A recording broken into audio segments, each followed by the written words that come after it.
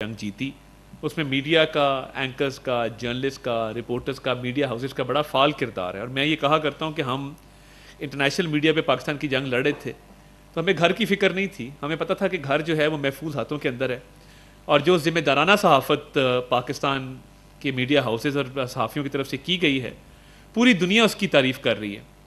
اور دوسری طرف آپ دیکھیں کہ جو ایک misinformation campaigns Indian media کی طرف سے چلائی گئی، Indian media is subject of ridicule the world over. یعنی ان کو باقاعدہ ایک مزے کا خیز طریقے سے لیا جا رہا ہے کہ انہوں نے جو ایک تباہی کا منظر پیش کیا اور لاہور میں بندرگاہ بنا دی، جبکہ لاہور آپ کو پتہ ہے کہ لینڈ لاکڈ ہے، لاہور میں تو سمندر نہیں ہے.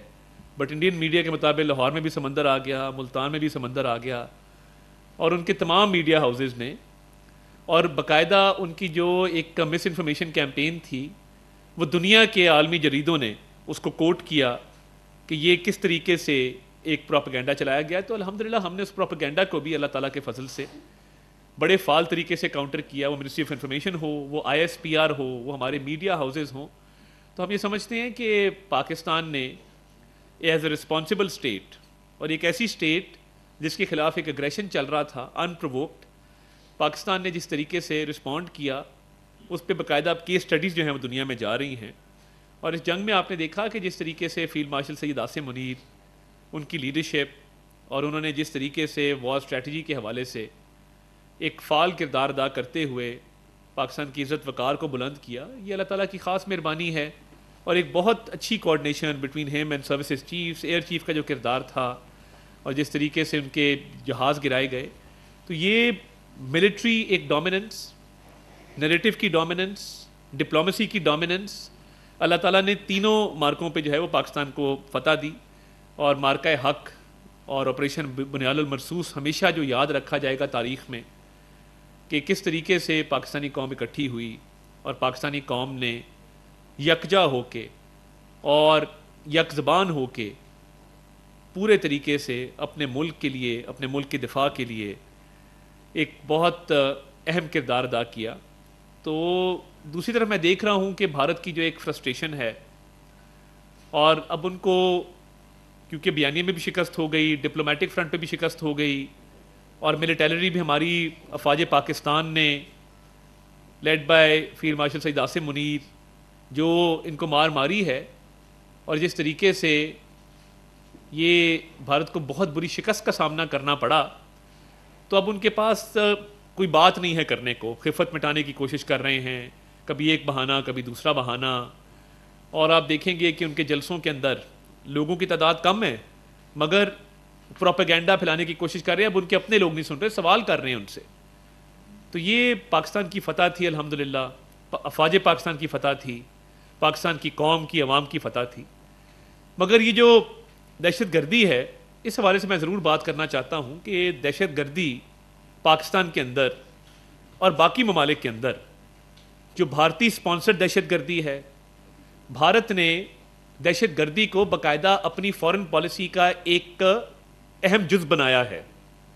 اور دہشت گردی جو ہے اس کو انسٹیٹیوشنلائز کیا ہے اپنی خارجہ پالیسی کے اندر. اور کیسے کیا ہے کہ جب کینیڈا میں ہردیپ سنگھ نجر کا قتل ہوتا ہے، یا باقی ممالک میں، آسٹریلیا میں، US میں، وہ مائنورٹیز، سکھس اور جو باقی ان کی مائنورٹیز ہیں ان کی پرسیکیوشن کرتے ہیں اور ان کو قتل کرواتے ہیں. تو یہ فارن پالیسی کا ان کا حصہ ہے، تو وہ یہ اسٹیٹ اسپانسر ٹیررزم میں اور ٹرانس نیشنل ریگریشن میں ملوث ہیں.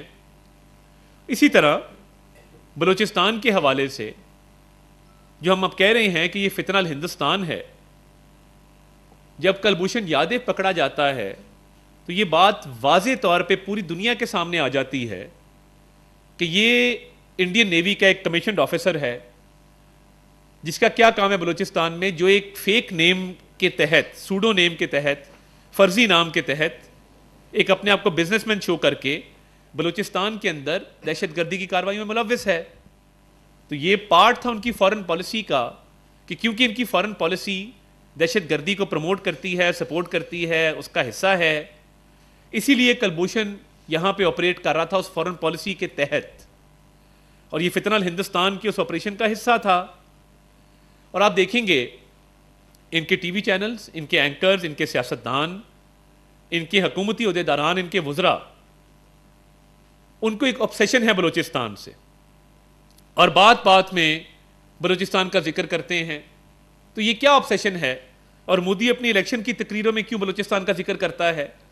کیونکہ فتنہ الہندوستان بلوچستان کے اندر دہشت گردی کی کارروائیوں کی نہ صرف فنڈنگ کرتا ہے بلکہ اسلحہ پرووائڈ کرتا ہے، اور بہت ساری کارروائیوں میں باقاعدہ طور پہ ان کے ہینڈلرز جو ہیں وہ ملوث ہوتے ہیں.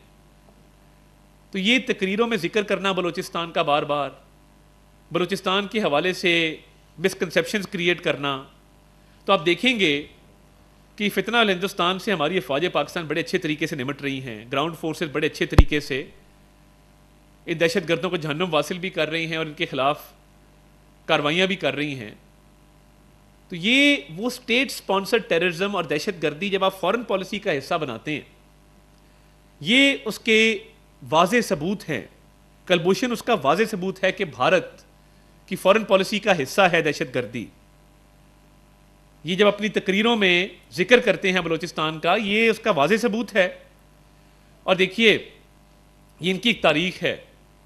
جب 1971 کی بات آتی ہے تو مودی کی اپنی تقریر ہے کہ مکتی بائنی کو انہوں نے سپورٹ کیا تھا، اور یہ ہمیشہ پراکسیز کے تھرو اپنی جنگیں لڑتے ہیں. تو یہ جو پراکسی وار چل رہی ہے اور فتنہ الہندوستان بلوچستان کو ڈی سٹیبلائز کرنا چاہتا ہے، یہ کبھی ان کا خواب پورا نہیں ہوگا انشاءاللہ تعالی. حکومت پاکستان، حکومت بلوچستان، افواج پاکستان، سپہ سالار فیلڈ مارشل سعید عاصم منیس سب بڑے ڈٹرمنڈ ہیں کہ یہ دہشت گرد مٹھی بھر ریاست پاکستان کا کچھ نہیں بگاڑ سکتے انشاءاللہ تعالی. اور فتنہ الہندوستان کا خاتمہ ہوگا، بلوچستان پرامن بنے گا، بلوچستان اپنا پوٹینشیل ریئلائز کرے گا. مگر میں یہ ضروری سمجھتا تھا کہ آپ کے سامنے کچھ ثبوت ضرور رکھوں کہ بلوچستان کے اندر جو ایک پراکسی وار ہے فتنہ الہندوستان ہے. کلبھوشن سے لے کے ان کی تقریروں تک، جب جعفر ایکسپریس کا واقعہ ہوا، دنیا کے ہاسٹیج والے سچویشنز کے واقعات میں ایک بہت بڑا واقعہ تھا، اور اس میں جس مہارت سے پاک فوج نے اور ہماری ایس ایس جی نے جو یرغمال ہوئے لوگ تھے ان کو بازیاب کروایا منیمم ڈیمیج کے ساتھ، میں سمجھتا ہوں یہ بہت ایک مثال ہے ان کی ایفیشنسی کی، ان کی کمپٹنس کی، اور ان کی مہارت کی، ان کی سکل کی. تو کیا وجہ ہے کہ بھارتی ٹی وی چینلز پہ فتنہ الہندوستان کے جو دہشت گرد ہیں ان کے انٹرویوز چلائے جا رہے تھے، جو رسپانسبل ہیں، ذمہ دار ہیں جعفر ایکسپریس ٹرین واقعے کے، وہ لائیو ٹی وی پہ بیٹھ کے انٹرویوز دے رہے تھے ماسک پہنے ہوئے. اتنی ہمت تھی تو ماسک اتارتے.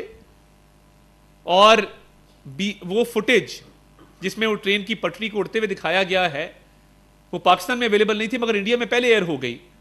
تو یہ ساری چیزیں ثابت کرتی ہیں کہ بلوچستان میں بھارت نے دہشت گردی کے واقعات میں جو ان کا ایک کردار ہے اور وہ جو کروا رہے ہیں اور وہ ذمہ دار ہیں اس چیز کے، تو یہ دہشت گردی ان کی فارن پالیسی کا حصہ ہے، اور وہ پوری دنیا میں اسے واقعات کرتے ہیں اور مورد الزام دوسروں کو ٹھہراتے ہیں بغیر ثبوت کے، اور دوسرا کوئی کہے کہ انویسٹیگیشن کرا لو تو بھاگ جاتے ہیں.